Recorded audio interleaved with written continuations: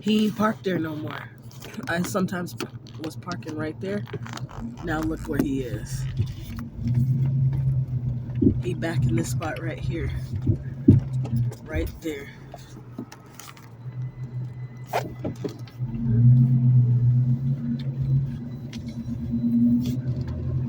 Him and some other white man. I ain't get their face, but I saw who they were.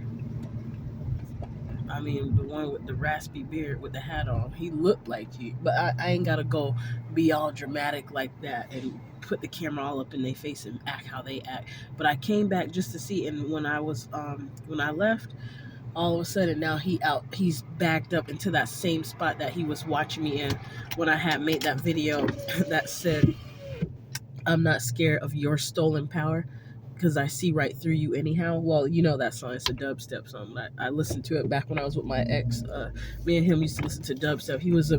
He made ill time records. Michael Rouse.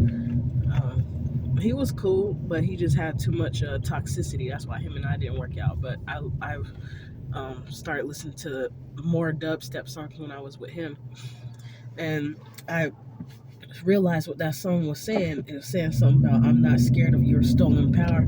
I see right through you anyhow."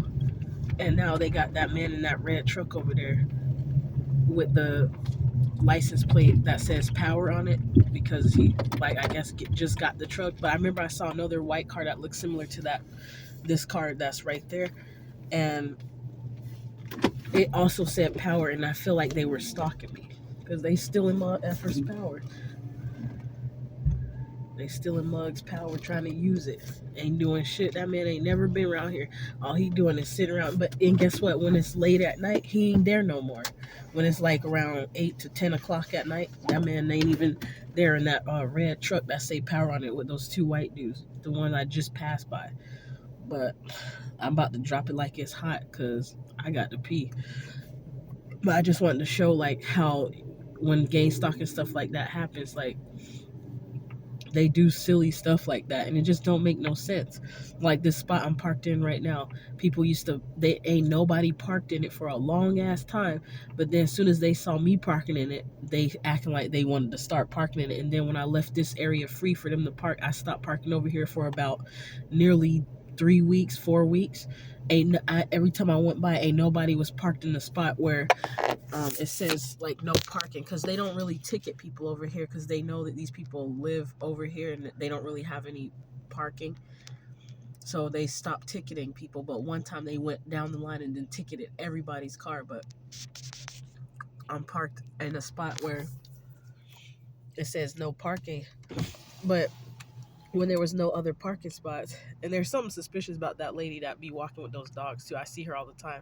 But it's like she started having an attitude with me, and I don't even know her like that. We used to talk back when she had her other dog before it died that she used to push in that stroller, and I always see her. But and it's like it's something weird about it. But I ain't mad at her because I'm like, as long as you don't come talking to me and gang stalking me too much, I'm all right with you, because I know y'all got to do what you got to do to get the little bit of money that you getting. But yeah, but I mostly just wanted to show how that dude was. I wanted to see if he was still there, and he got out of that parking spot. Like that's how I know he trying to fuck with me too. But I don't care because that was lame. That was pointless to do anyway. So it don't bother me like that. But I just wanted to show like how they do the stupidity. Just like one time a white dude was like the DoubleTree Hotel is over there, and I parked on that side of the road, and I was parked there for a while, and I had a bad battery because my ex that I bought the car from tried to sabotage me by fucking my car up and taking out parts that was good and saving it for his other two cars that he has in his garage that he has sitting up in there for 2 years. But he's supposed to have so-called all this different money saved up, but he used it on drugs. That's what his problem is. But anyways, I needed a jump, and there was this white dude in a white truck sitting behind me, and he got an attitude. He was like, "What the fuck you looking at, bitch?" or some shit he said like that. I'm like, "Yeah, I see you taking your little raggedy white, ugly ass, tattooed up face ass away from me when you say that shit." He waited till he got away from me and let his window down and said that shit. Man, if I was in the mood, I would have ran after his ass like, "Nigga, who the fuck you think you talking to, motherfucker?" But I ain't had to do that shit because I already knew he was about to get his karma later on that day. and that somebody was gonna do the same shit, misunderstand his ugly ass, the little ratchet ass white man with tattoos. I know he was gay as fuck too, because I see it all in his demeanor. And that's another thing I wanted to show how it was a lot of gay dudes that was gang stalking me. I noticed that it was a lot of gay ass motherfuckers. And I ain't gonna lie, I don't have nothing against gay men because I actually like them because of they flamboyant attitudes. And it's different types though. They have those kind that's cool, kind of like Daryl Walls, but then you got those fuckhead ass niggas, that those booty busters that want to be hating on a real woman, and you hating like, nigga, how you gonna hate on me and I'm a woman and your ass is a male?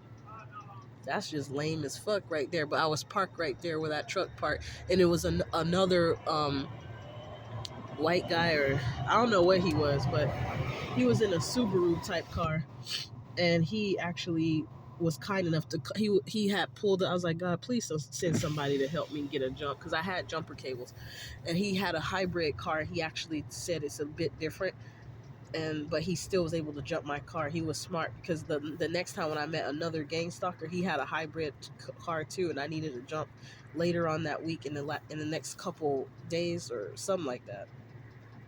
And he was like, well, his car is a hybrid. He can't do that. But he was lying as hell because he was dumb and he didn't know what to do. Stupid motherfucker.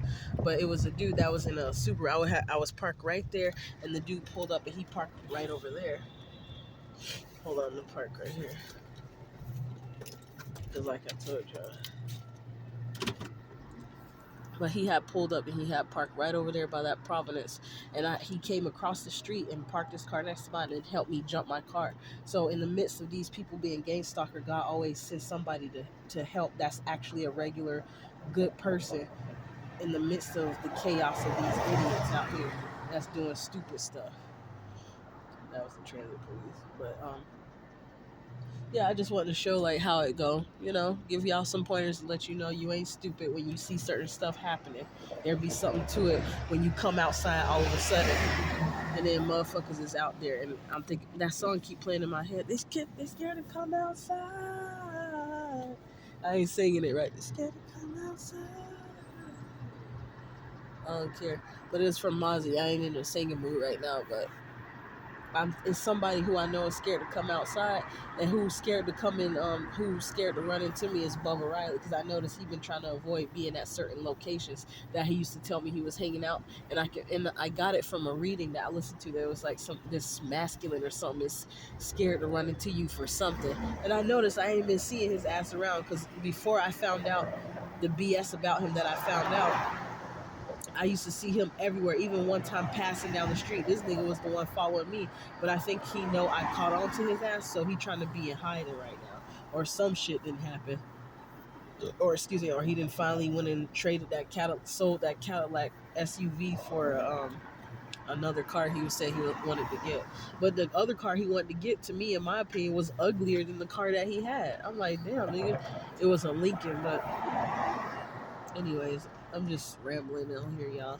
I mostly just wanted to show how that dude in the red truck was still sitting there, but he don't be there at night. But he was just sitting in his car, just staring at me yesterday, and then today I saw him outside when I came out late again. And this time he pulled up in my spot, not my spot, but the spot I was parking in, when he was sitting there watching me.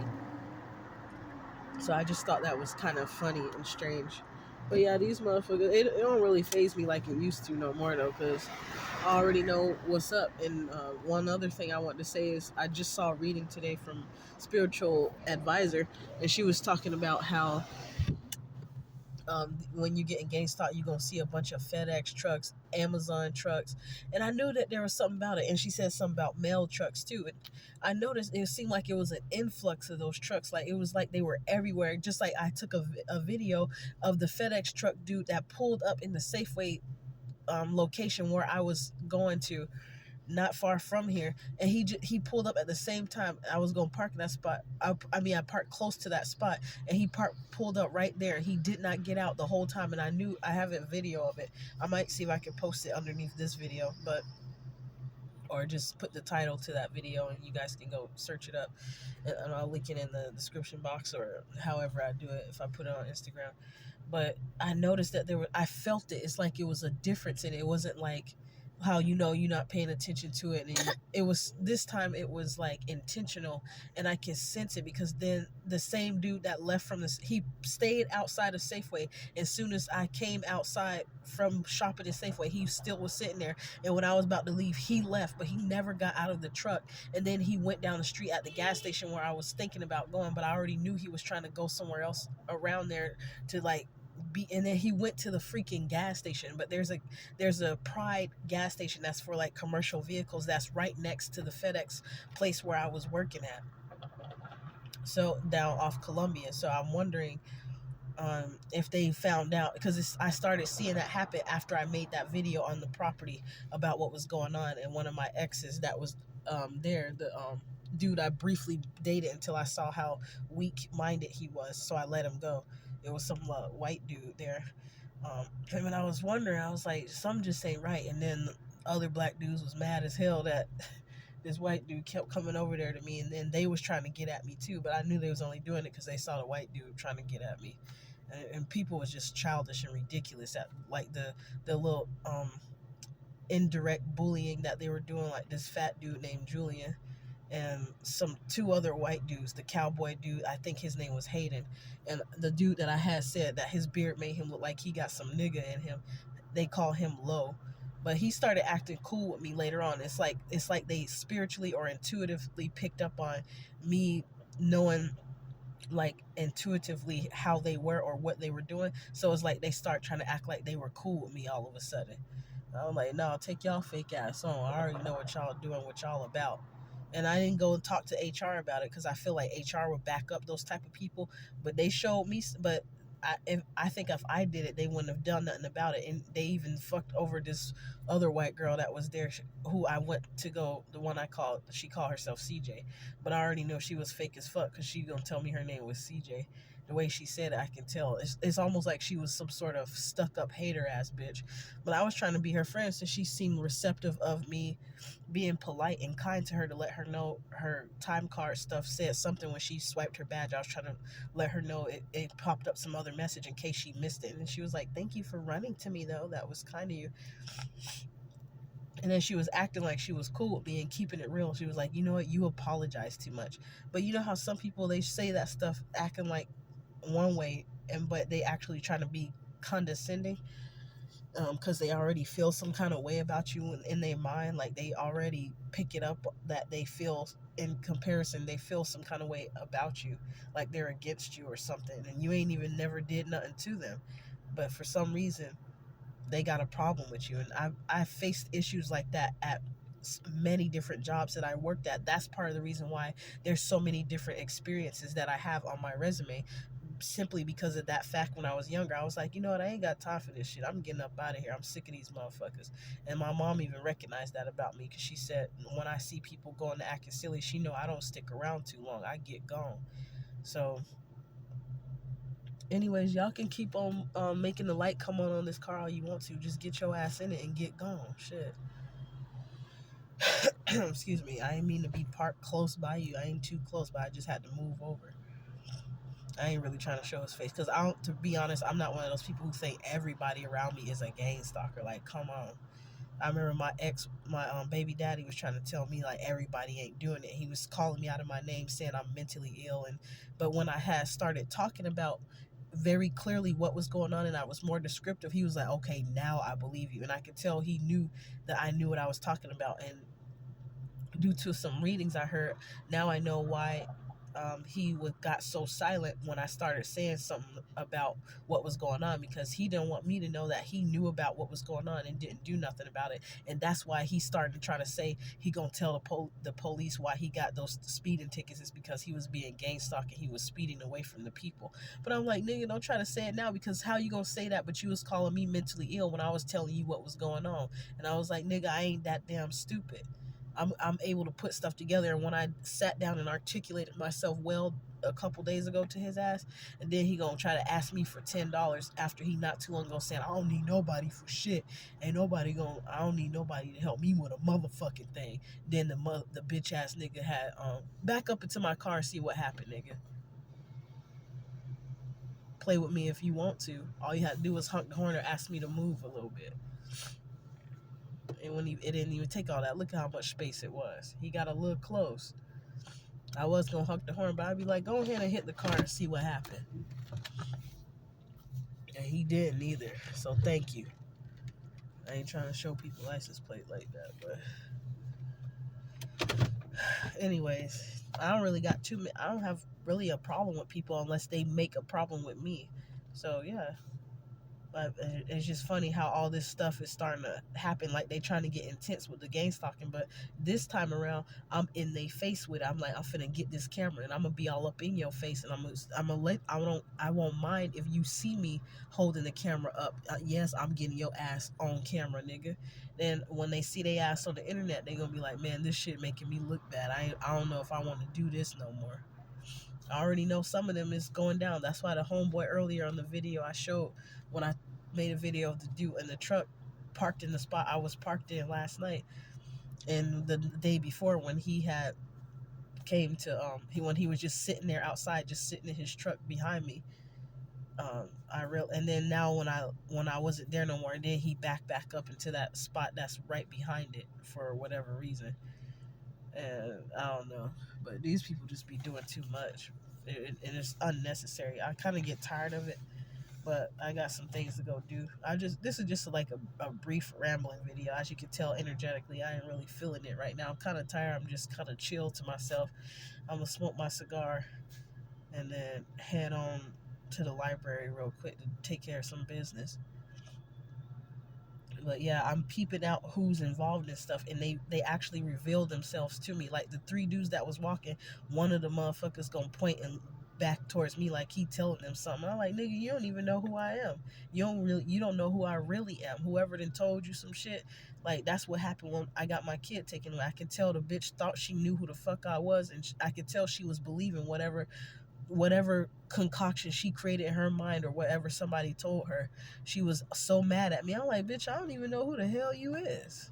Hoe ass bitch. God damn. So I called the cops on you to get you in more trouble than you can get out of. Well, hoe, I already showed your ass even more than what you thought that I can get out of whatever the fuck you thought you was getting me into. And your bitch ass the one gonna get into some shit that your ass can't get out of. You gonna have to sit there and face your motherfucking consequences, hoe.